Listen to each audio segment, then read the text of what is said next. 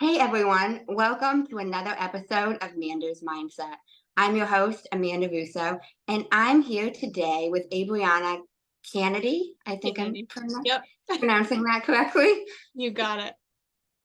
So, Abrianna and I met at an ayahuasca ceremony in 2022, and we've been connected ever since, and I'm here with her today.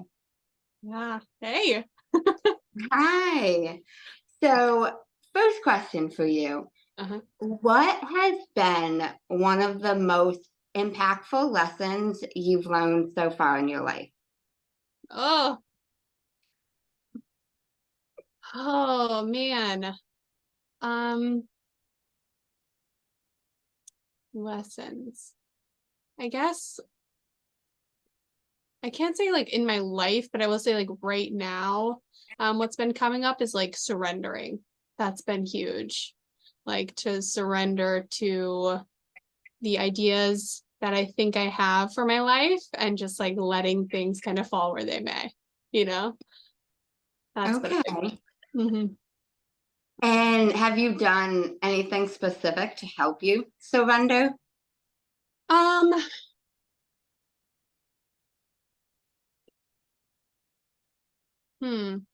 I guess I'm working on being as truthful as I can. So like I was telling you earlier, I'm a little bit nervous to be on here.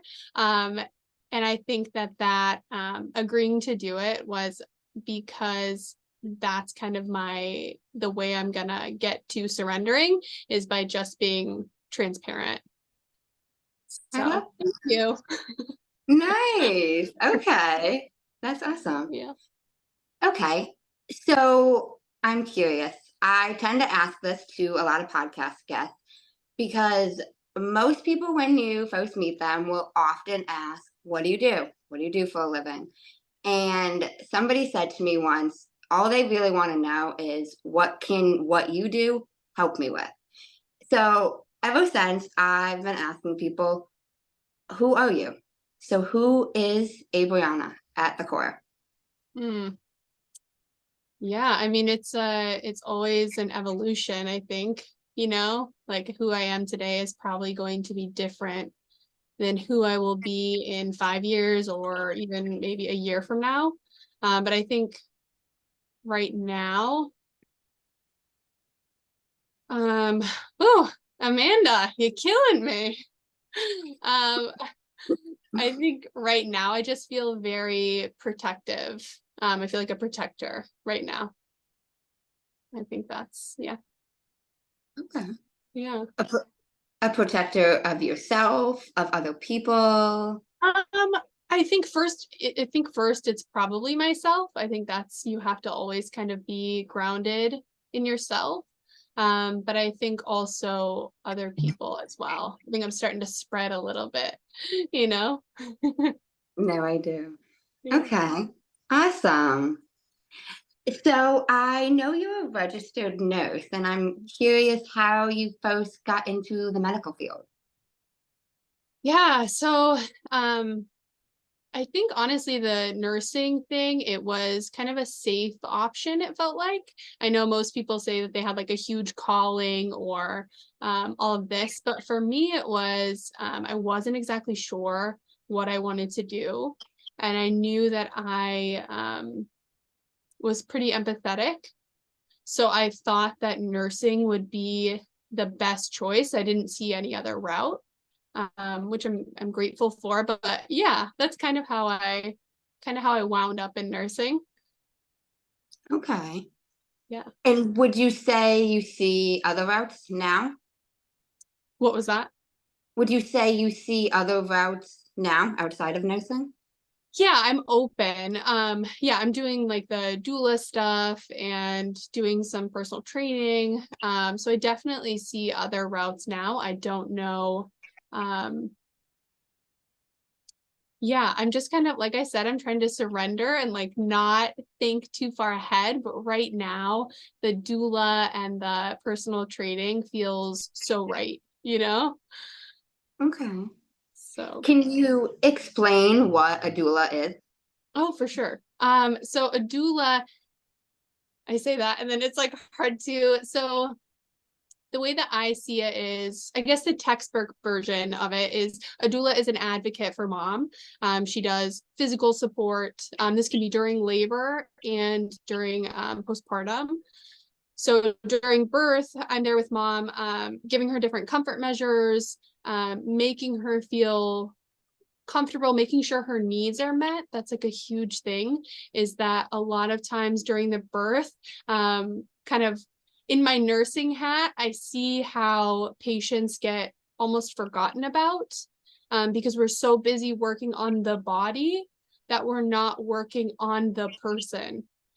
So my role as a doula is to make sure that everyone in the room sees what we're doing here. Like, mom is here. She is the giver of life. Like, we need to respect and honor her. So that's kind of my role, to protect that space. The textbook version is like advocate, supporter, things like that. Wow. Yeah. Awesome. How did you first get involved in that? Uh, so what was I doing? Oh, I was listening to a podcast, a strength and conditioning podcast. I believe it was like Elite FDS. And they had a lady on, Lindsay Matthews. She owns BirthFit, which is a personal training certification for pregnant and postpartum moms. They have a great program. So I took their course in 2019 for BirthFit is what it's called. I took that in 2019, I think. I went to like, I think it was like Brooklyn, New York. I had to stay. My sister, one of my aunts actually lives in New York. So I stayed with her, took the course. And then I just realized, like, I saw all of these women and I was like, this is it. Like, this is like these powerful, like strong women lifting, because in my head I had this like version of motherhood that was like very soft, and it can be that, but then I saw this other side of it that more encompassed kind of how I see myself, like strong. And I was like, whoa, this is totally, there's a space here for me, and then I also saw in the hospital setting, like of um the gap of care for mothers. There was, sure, like, we have great doctors and nurses and all this, but yeah, so that's kind of how I got involved in the doula-ing thing. Through that course, I started learning more about birth, and then I was like, I don't really know if I want to be a midwife, whatever. But I ended up falling into the doula thing. I took a doula training, and then yeah, that was in 2019, and I'm picking it back up again. So Wow. yeah, Okay. That's awesome. yeah, yeah. So did you learn about the doula in that first course or not No, until? that Okay. was just the like strength training, like how to coach a pregnant and postpartum mom. And then the owner, Lindsay Matthews, was a doula. And I was like, well, what that, like, I've never even heard of what this is. Like, what is this?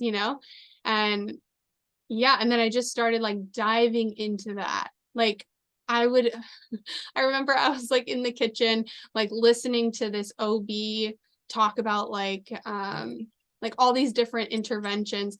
And my boyfriend was like, what, like, why are you listening to this? Like, what? And I was like I would get so worked up about, like, I can't believe this, and he's like, why are you listening to all of this? And I didn't have an answer, like, I was just like, I don't know. I just feel like I have to listen and, get all this information in. And yeah, so funny. Wow. Okay. And so then you took the doula course or the doula training Yep. after that. Yep. So I took the doula course in 2019, or I think it was end of 2019. And then I had one client during, it was like right at the beginning of COVID. And unfortunately they wouldn't let me in the delivery room with her. So that was that was hard. And then I started traveling for nursing. I went to like Guam and Minnesota and like all these places. And obviously I can't be a doula when I'm leaving, running around. So then, yeah, I ended up back here. Yeah. Okay. Yep. And so I'm curious, do you recommend every mom going through both have a doula? I don't I don't think so. I think it really has to be a decision for mom. I think some women don't feel like they need that support in that way. But I would encourage moms to sit and find out why. If it's that there's just so many different things into it that no, I don't think every single woman needs a doula, but I do think that every single woman needs support. I think every single woman needs an advocate who is non-judgmental, who doesn't put their own opinions on mom and allows mom to really listen to herself. So if she needs a doula, great.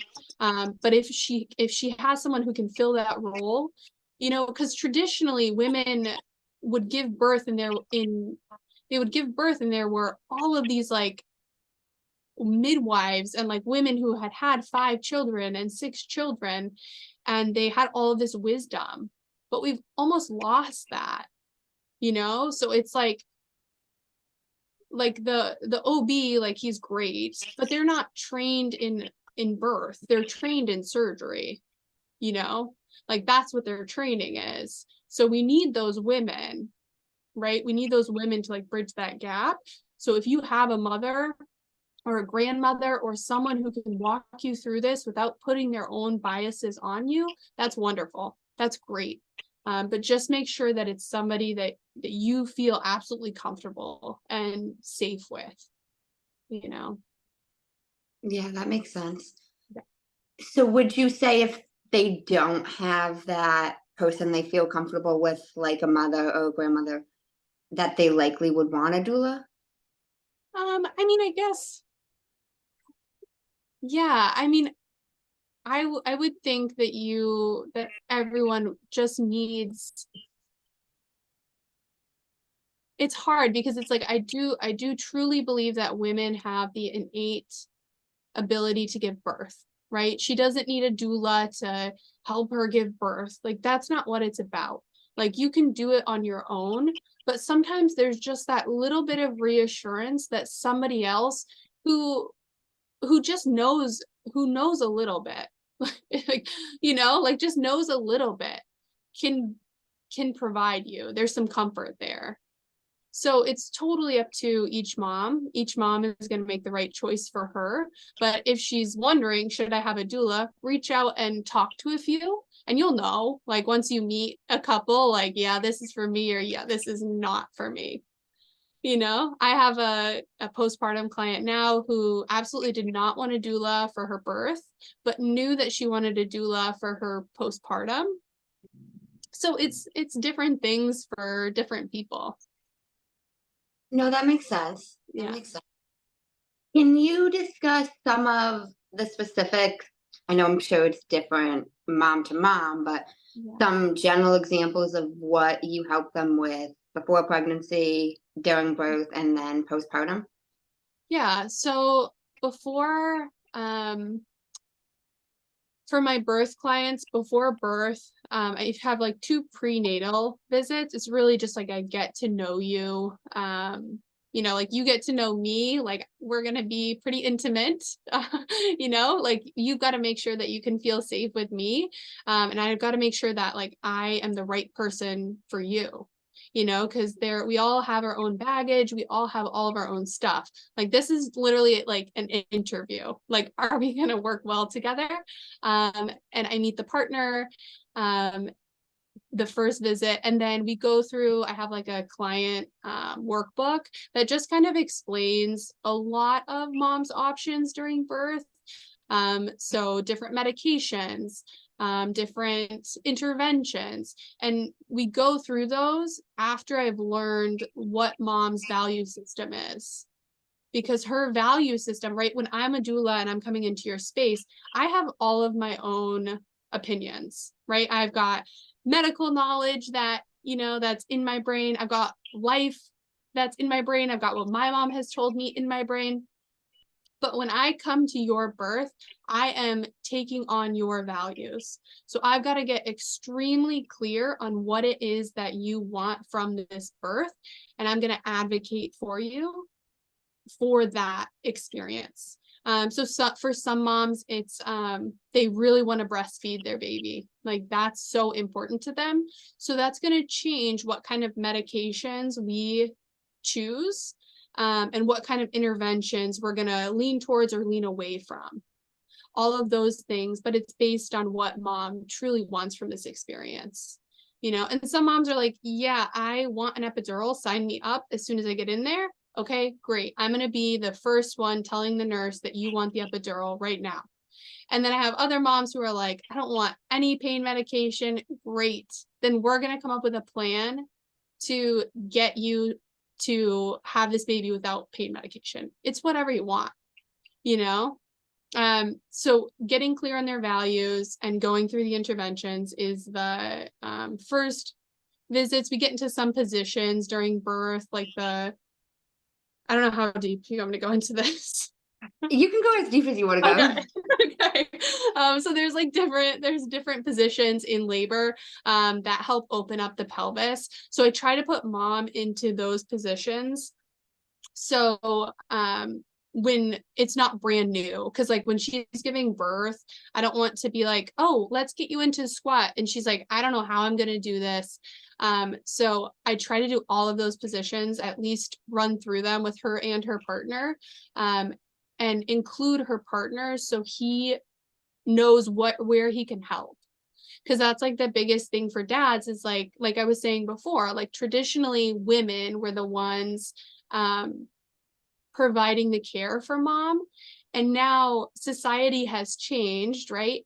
But our brains, our primal brains, have not, so men traditionally were not in the birth space, and now it's required that they are. So for me as a doula, I want to make sure that dad feels confident going into the birth room, because truthfully, I meet mom and dad twice, and dad has obviously intimately knows mom.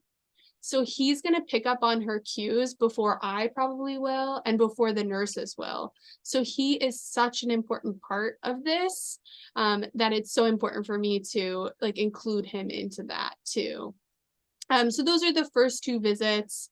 We talk about postpartum as well, kind of who we can call, getting all of those things together. Yeah, so that's birth. And then postpartum, the first postpartum is a lot of,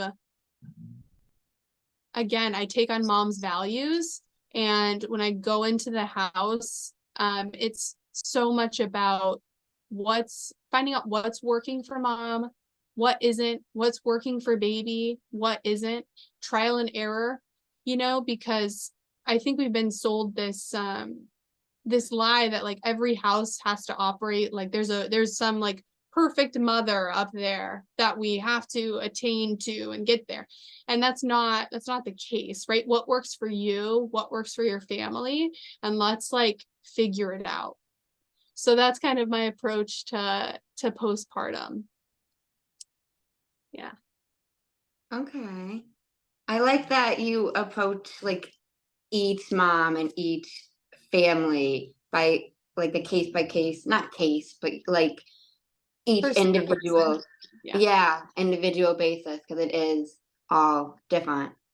It is. It totally is. Yeah. Totally. So I'm curious. You mentioned you had a client who wanted a doula for postpartum, but not both. Mhm. There a reason that they would want just postpartum and not both? I mean, some people just don't, like I said, like every mother is so different, you know? And it's a very vulnerable space. Like it is, I am so honored that someone would even invite me into that space with them, you know? Like it's so powerful, you know? So I for her for you know for these clients who don't want a birth doula, like for whatever reason that's like what they need, you know. And sometimes it's like I don't know what the difference is between them, but I just like I know that mother's intuition is always the best. Like it is, there's no way around it. So like if you tell me you don't want me in the birth room, that's what's best for you. It is, you know. Yeah. No, that makes sense. Yeah. That makes sense. So I want to transition a little bit. Yeah. I'm curious how you first got into personal training. So personal training, I just have a love for working out myself, you know? And I've seen it transform my life, and really seeing kind of what,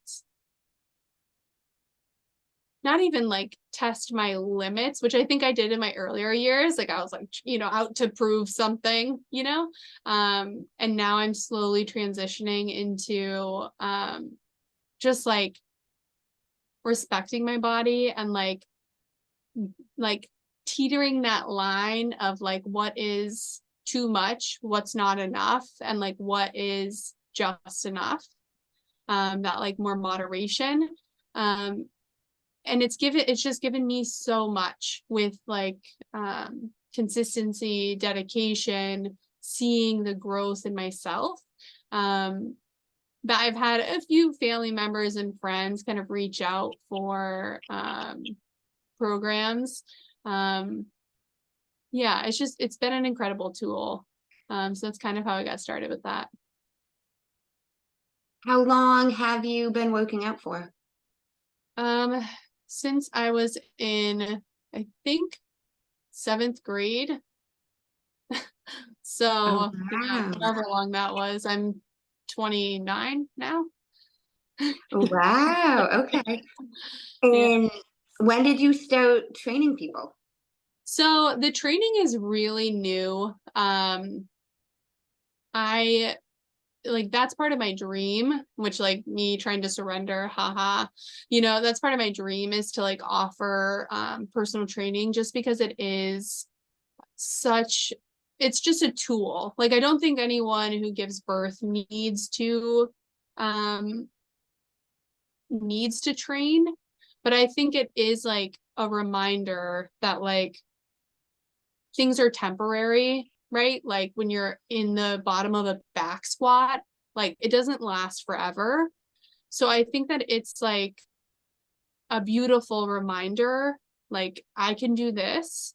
And then when I'm in birth, I can also do this, and it's not going to last forever. So that's kind of my dream is to end up training people during pregnancy and then after pregnancy. So we're working on that aspect, but I'm surrendering and also trying to control it. It's going well, you know? Oh, wow. I love that though. It's not Yeah. gonna last forever. Yeah. I've never heard that. Yeah. Wow. And I love how you correlated that to both as well. Because Yeah. I mean, I'm not a mom, but I've obviously heard that birth is painful, Yeah. whether you have medication or not. Yeah. But wow, I love that perspective. Yeah. It's it's temporary. Even the pain or whatever you're feeling, everything, the good, the bad, the pain, the happiness, it's all temporary. Yeah. Totally. Totally. And that's what I mean. Yeah. I think all of us just need that reminder. Like all of this is just temporary. Hmm.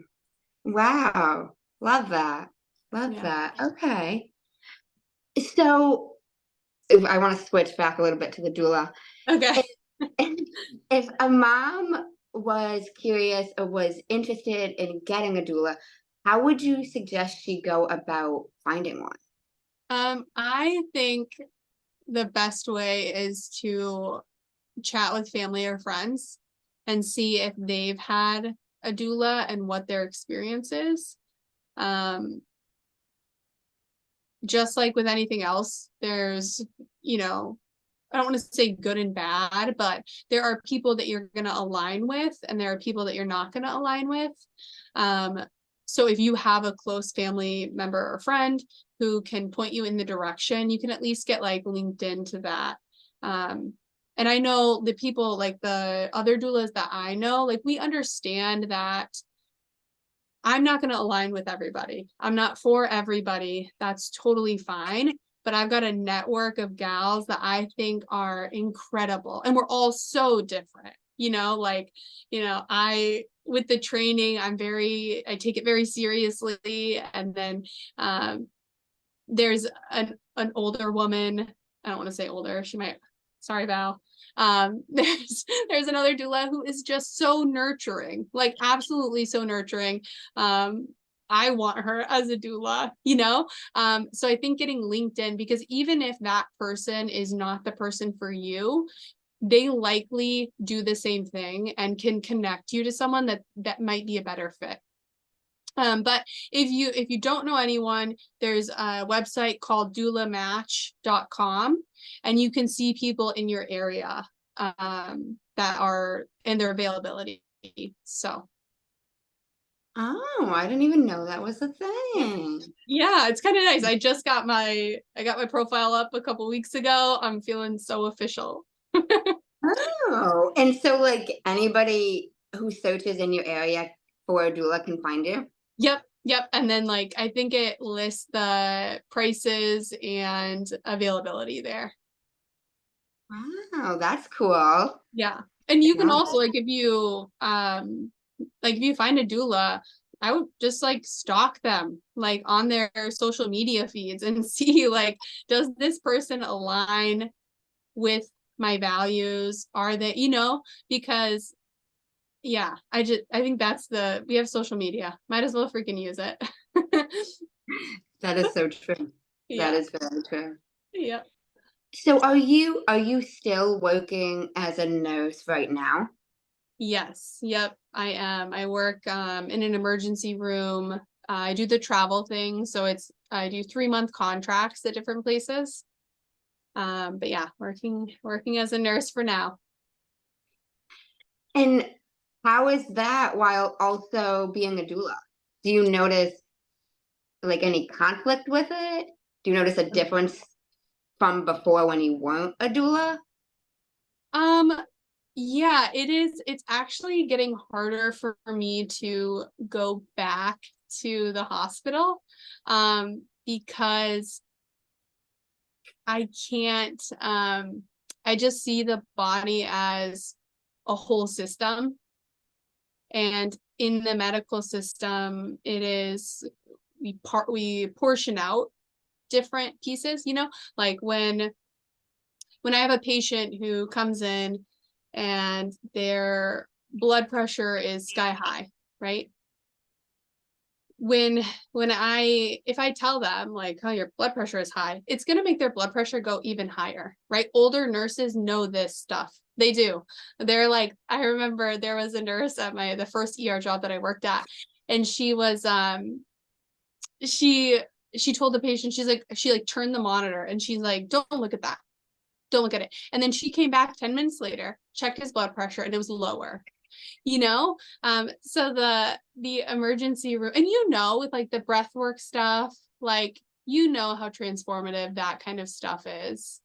So it's just like going back to the hospital it's difficult, because it's like I just know that there's so many other things that we could be doing that we're not doing, like I do sneak in a couple breath work, very simple, nothing, I'm sure it's nothing like what you do, but just very simple, like box breathing and like breath holds and stuff like that with some of my patients. But yeah, it's good. I'm still learning a lot, but it is different. I I was thinking that it might have been, especially when you touched upon a little bit about how in the medical field they're not really paying attention to the person and it's more the body. It is. And it's so strange to me, and it's hard because it's like as a nurse, my job, I thought, which silly me, I thought when I was going into nursing, like, oh, awesome, I'll get to like be there for this person. And it's just like, no, you are just there to take care of the body, not the person. And that has been such a hard realization for me, because it's like all of these little things, like they matter, but to the hospital system, they don't. It's like I want like everyone to have socks on and like have a good, great, like nutritious meal and all of these little things. And it's like in the hospital system, those things don't matter. So that has been, yeah, yeah. So Mm. How have you found a way to make that less difficult? I I have not. I haven't. I try to see the good. I'm trying to like look at the good. But for me, it's just the hospital system is it's a system. It is a system. And I don't want to say that there are no good things there, because there are, right? If you're in a car crash, if you have a gunshot, all of these like emergencies, yes, absolutely. Take me to the hospital, take me to the ER. So those things are great. But as a nurse, it's like, that's like even in the emergency room, right? That's like 5 to 10% of the bulk of my patients, so it's like, it's just not. uh, Mm. so it's good. The doula stuff is that's really where my heart is. No, I gotcha. Yeah. Uh, so how frequently do you do the doula stuff compared to the hospital? So I am very new, and I'm very nervous to um get too many clients right away. So I am very cautiously like taking clients on. So right now it's really, I have two clients coming up. Um, but yeah, it's slow growing, which is kind of what I'm comfortable with, because I am very nervous that if um, I see people, I just see that things can grow too quickly and you won't be able to handle the influx. So I'm just trying to grow as slow as I can while still growing. No, I get Yeah. it. I get it. So, in terms of working with the moms postpartum, Mhm. is there like a general amount of time you work with them postpartum? For Does it, the postpartum. yeah, as the doula? Yeah. So it's totally up to mom. I think there's a natural like evolution where mom is like, it's just like that newborn phase is just so consuming. It is so consuming. Like this baby needs to be on you, and you also need to get the laundry done, and you also need to like sweep the floor, but this baby needs to be fed, and oh, he needs to be changed. So it's like that newborn phase it's very intense. So I think as baby grows, and like mom and baby they're just meeting, right? They're like these two separate humans. Like, even though baby has been grown by mom, they're two separate beings and they're just meeting each other. And one of them is taking everything, like in the most loving sense, right? Baby is taking from mom. So somebody has to give to mom, right?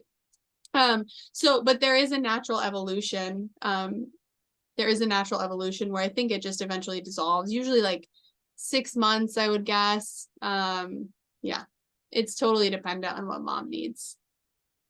I gotcha. Yeah. And so for the postpartum, do you help sometimes with the stuff with the baby specifically, or is it still more so with mom? So it's whatever mom needs. Like, I am truly just there to um do to to be there for mom. So if she needs me to hold her baby so she can go shower, I will hold the baby. If she needs me to sweep the floor, do the dishes, prep some meals while she's feeding the baby, we'll do that. I help a little bit with like latching, and then if things become too severe, or if things become too intense, and we can't fix it there, then we send her to a lactation consultant. But it's really just like seeing what the problems are, seeing if we can fix it, and then if not, we have resources available for mom. But yeah. Okay. Like today for my postpartum visit, I went over, made her a smoothie. She was feeding her baby. We went through some of the items on her table, um, returned a few things.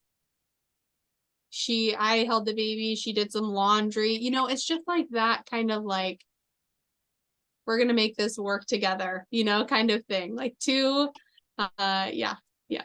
So Okay, I gotcha. So, and now I don't even know if this is a thing, but you mentioned in terms of finding a doula, either talking to somebody you know or that the website you mentioned. yeah. Do hospitals have doulas? Or is that not something they even offer? I honestly So have no. yeah, so some hospitals do.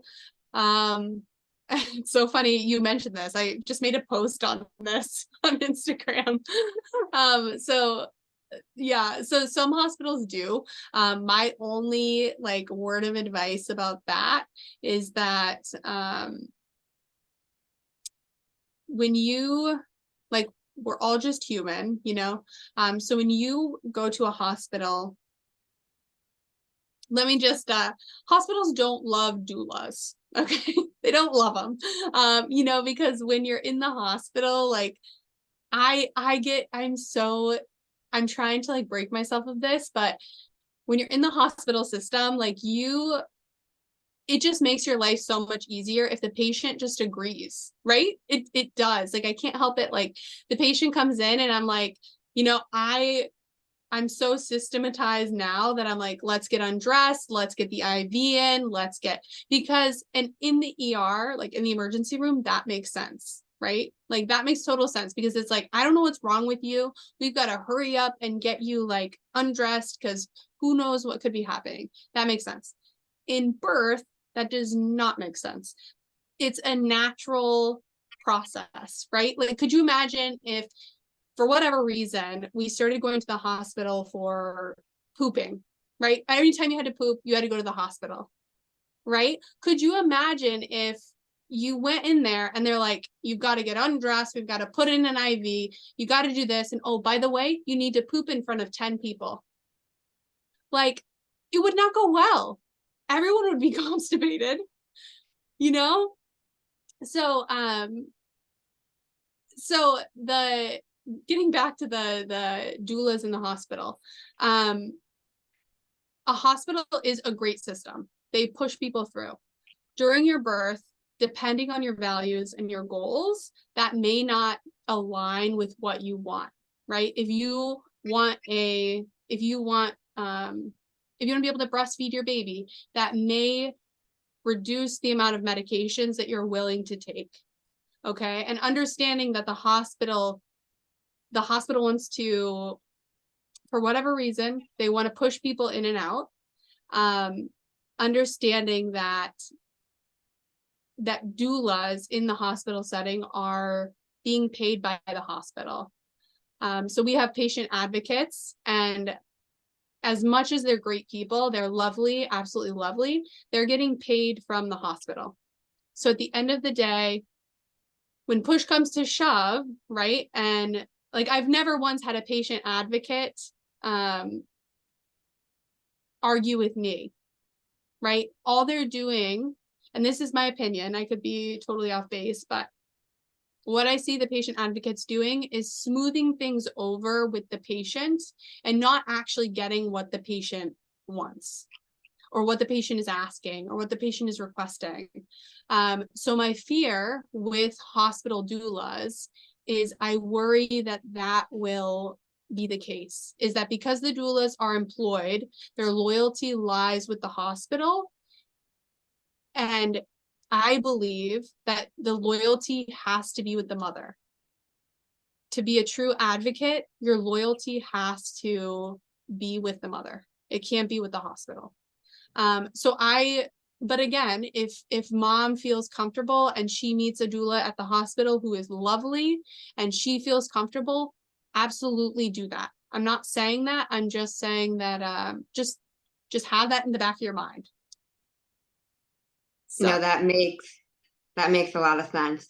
I didn't even know if hospitals offered them, but I was thinking they might have a bias seat. They do. There's a push for it now, which is great. I think it's awesome. I think that hospitals are realizing that it's necessary. I think it's great, but I'm just so hesitant, No, I get it. I get that. Especially them getting their paycheck from the hospital. Yeah. Yeah, I agree. I completely agree. Okay. That's good that they're expanding and offering it, but I get what you mean. Yeah. Do your discernment and follow your intuition with the doula that you go with. Yes, absolutely. And that's what I think meeting your doula in person, Zoom is great and it does it does a good job, but I think if you can meet your doula in person, get the sense of her, get how your body feels around her. Do you feel safe?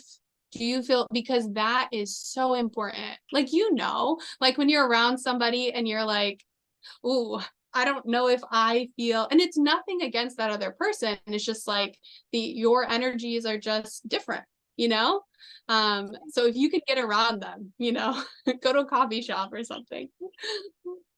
No, I completely agree. You can sense a lot about a person's energy and how you feel when you're actually around them. Yeah, that's what I always think about. I don't know how much you want to talk. You probably talk openly about the retreat. Yeah. So I guess I was thinking, I was like, oh, Amanda. And I was thinking about you. And I just remember you just being so authentic and happy and go with the flow. And it's yeah, it just that popped into my head. It was good. Because I also think it was even the people we were around. Oh yeah, for sure. All good people. No, definitely. And with everything, your body will likely know if you are surrounded by the right people or if you're not surrounded by the right people. How do you feel? How does your body feel? Energy, your intuition? Do you feel more on edge? All those things are little subtle cues that will tell you something. Yeah, I completely agree. Yeah. So I have a little bit of a different question, Okay. but I'm curious if you have any advice for anybody who's looking to pursue a goal and they're having a hard time pursuing said goal. Hmm.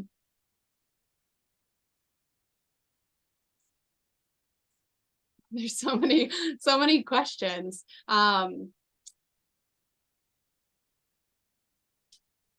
I guess like first for me, what I always go back to is if I'm having such a hard time with this goal, first, like, is it something I actually want to pursue? That's like the first thing I'll ask myself is this truly worth the amount of energy that I am putting into it? Um, because sometimes it's not. And sometimes the reason I'm having trouble even accomplishing this goal is because it's not meant for me, and I know that, and I'm putting roadblocks in my own way. But if you get clear on that and you're like, no, this is absolutely what I want, then look at your systems, like look at your processes. For me, like with the doula stuff, I realized that like I said I wanted to be a doula, right? And then my systems and my processes at home were not at all in alignment with that. Like I was spending so much time, like not giving myself any time to be creative and curious, because I was so busy with the day to day, like laundry and meals and all of this stuff that I didn't have the extra capacity to get to my goal.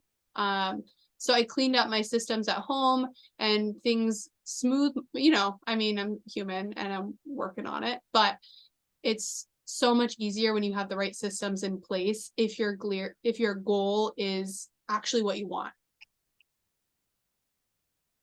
Wow. That the beginning of your answer to that was very interesting to me. Maybe it's not meant for you. I never heard that Oh, really? or thought about it like that. No. Yeah. Wow. Yeah. No, that makes a lot of sense. Oh, maybe it's not worth the energy. Wow. Yeah. Yeah. No, that makes sense. Yeah, you've probably experienced that with your like podcasting and breath work, like when you first started. Were there any like roadblocks that you were like, like, did you ever have that moment, or you've always just been like, no, this is the path? Oh no, I had the hardest time tech-wise with the podcast. Did It you? was I hated it. It was the worst thing ever. So I have no idea how I now have 13 episodes. I'm like how did you end up like mentally? Like, how did you work through that? a friend of mine actually helped me because I Okay. was very stressed and I was like, I can't do But this. you were able to you knew that you needed help, and you were Mhm. able to ask for help from someone that you knew would be able to solve your problem. Yes. Okay. That's like a creative, I feel like that's the thing is like, I don't know, like when you get really aligned, like the problems don't feel like problems, you That's know? true.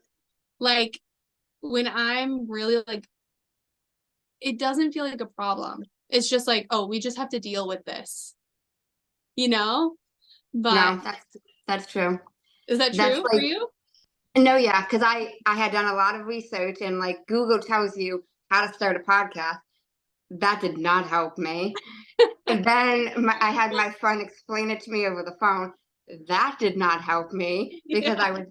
he was working off of a PC. I'm working off of a Mac. Oh my Made no God. sense to me. Eventually, he came over and physically showed me, and I wrote down step by step exactly what he said. And now I don't need the notes, but yeah, Yeah. Oh my gosh. And now it's probably so smooth, right? yeah, Like yeah. your No, now system it's is super probably easy. It's super easy. But at the time, it was, but I came up with a solution. It was a problem, but when solution A, Googling, didn't work. Solution B, him explaining to me over the phone, didn't work. Solution yeah. C, when can you come here and physically show me this? Because if I am Yeah. watching you, visually seeing it, I'll be good. Yeah. But like, was there ever like, I could just quit? Was that in your head? Did you think about that? Not really. No. I started to consider, okay, if this friend of mine won't come and help me, who can I ask? Who Yeah. else can I ask? Yeah. It was something I knew I did need assistance with to even be shown the first time Yeah. and then run with it. But, Yeah. but once I got shown it, good to go. Yeah. That's perfect. That's beautiful. Thank you. Thank you. Yeah. So I'm curious, is there anything I didn't ask that you wished I would have or you want to talk about? No, I mean, you did great. Thank you. Of Yeah, course. this makes total sense that you would have a podcast, honestly. Why do you say that? It makes true. I think just like your ability to talk to people and like listen to them, like it's great. This is great. I listened to the one with the other nurse. I listened to Yep. her. That was good Yeah. too. Yep. And then I listened to I think yours by yourself. That one was it was good. It was really good. But yeah, Thank no, this is you. cool. Thank you. Okay. Well, I have one more question for you. So I wanted to approach the podcast in a way where it wasn't just questions from me. So I asked my best friend to come up with a question that I could ask any guest. Mhm. And her question was, where do you hope to see yourself in 3 years from now? Ooh, well, this is exactly contradictory to my surrender mantra here. Um, I guess in 3 years. Oh man. Hmm. I It's really hard for me to answer that. Um, 3 years, I hope I am not in the hospital system anymore. Um, and I hope that I am pursuing all of my, I hope that I'm fully, like full time pursuing my passions, and what truly like lights me up and where I can really, where I really flow, and where I can give back, whatever, like whatever that looks like, that's where I want to be. 3 years would be a great time. I was planning when I'm 70, I'll be doing that, but 3 years, that sounds great. Oh my gosh, I love it. Well, thank you so much for being on Manders Mindset. I really appreciate it. Yeah. And where can everybody find you? They can follow my Instagram. It's at Rise by Abrianna. It's spelled RYZE by BY. And then my first name, Abrianna. Awesome. And I will put her info in the show notes so you guys can find her directly. And thank you guys so much for listening to another episode of Manders Mindset. As always, if you enjoyed the episode, if you'd like it, and subscribe and share it with somebody you think would benefit from it. Until next time, guys, thanks for listening to another episode of Manders Mindset.